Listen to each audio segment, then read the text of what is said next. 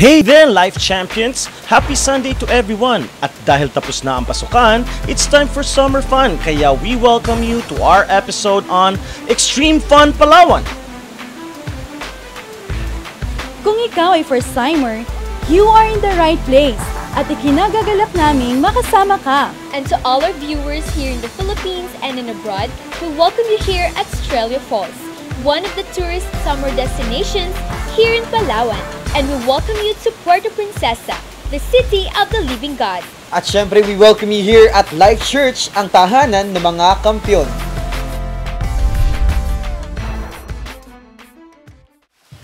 Sunday after Sunday, hindi lang tayo natututo. Higit sa lahat, tayo ay nababago sa pamamagitan ng mga words of wisdom mula sa ating pastor. Tama ka dyan, Vange. Last Sunday, natutunan natin how to develop trust. And that starts with trusting God. Dahil if we put our trust on anyone or on anything, that results to disappointments. Kaya makinig tayong maigi as we roll out our Sunday recap na binigyang diin ni Pastor Ancho, how we can trust God. Meron kang ginawang survey, ano yung tatlong pinaka-kulelat mong pagkakatiwalaan? Unang-una, yung mga telemarketer. Yung mga tumatawag sa'yo o yung mga nanalo ka ng, magbigay ka lang ng 10,000. Pangalawa, yung mga nag-aalok ng mga paninda nila. Alam mo, pag binili mo to. Pangatlo, sa pinakamababang pinagkakatiwalaan ng tao ay mga politiko. Who are you going to trust? Sino talaga ang iyong pagkakatiwalaan? Namumuhay tayo sa mundo ngayon na napakalakas ng pagbagsak. Yung decline of trust is so fast sa ating society na kinabibilangan. Tayo ay very cynical, skeptical, doubting. Ayaw na nating maniwala, ayaw nating magtiwala, at tayo ay laging nagdududa. Why is it na ang decline ng pagtitiwala ay nangyayari? Ano ang nasa likod nito? Ang answer very simple lang. Wala nang tao nagsasabi ng totoo. The truth has decayed. Yung pinaniniwalaan lang ng marami ngayon, kung ano yung nakapagsasatisfy sa kanila ngayon. You were wired by God to trust Him.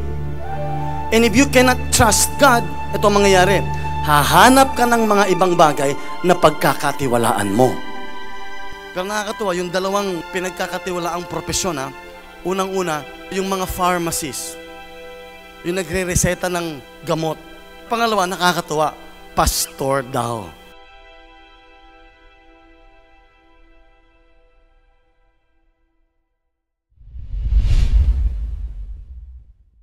Bilang mga disipulo, hindi lang sa Sunday services tayo natututo.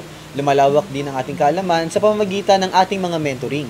Kaya be excited at markahan na ang inyong kalendaryo on May 9 and 10 para sa ating mentoring moment with Bishop Ariel Emboliano, our G12 National Coordinator here in the Philippines. Registration fee is only 150 pesos bago mag-March 15.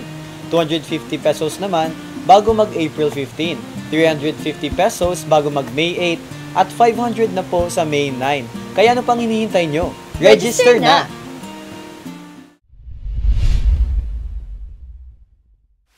Here at Life Church, prayer should be our lifestyle. That's why every Saturday at 5:30 in the morning, nagtitipon-tipon tayo at nagsasama-sama because we believe that prayer is power. Actually, that is also the promise that Matthew 18:19 has for us, that if two people on earth agree on anything they ask for, it would be done for them by our Father in heaven. Let's watch this video recap. Isa lang hinihiling sa atin ngayon ng Diyos na tayo ay makita natin ang tunay nating kalagayan at doon sa pinahiram na buhay na dapat natin siyang dapat tayong magtrabaho kasi 'di ba ang responsibilidad ng mga tenant ay hindi lang umupo kundi magtrabaho at kailangan bilang mga anak ng Diyos tayo ay mamuna. Kapag manalangin tayo na mayroong conviction. Manalangin tayo dahil ang sikreto lahat ng ating katagumpayan, ang sikreto para maranasan natin ang pagpapala ng Panginoon ay sa marubdob na pagdulog sa Kanya dahil kapag dumudulog tayo sa Kanya, sinasabi natin, Lord, hindi namin kaya, huwag niyo kaming iiwanan.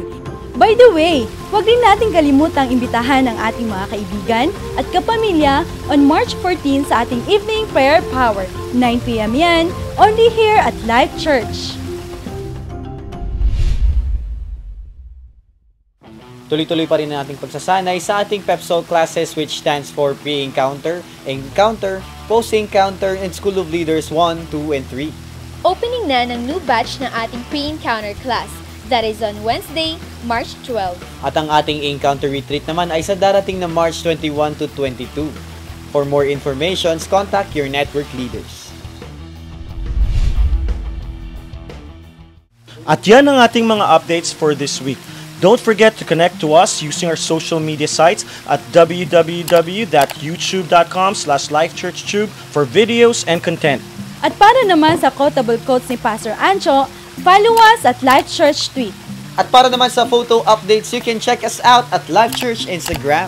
And if you want to read and share your devotions online, just log on to www.facebook.com/lifechurchpalawan and post on our timeline #DevoShare. I'm Chester Saavedra. I'm EJ Rago. And I'm Evangeline Manas. At ako po si Joshua Buenaventura. Welcome to Summer Fun!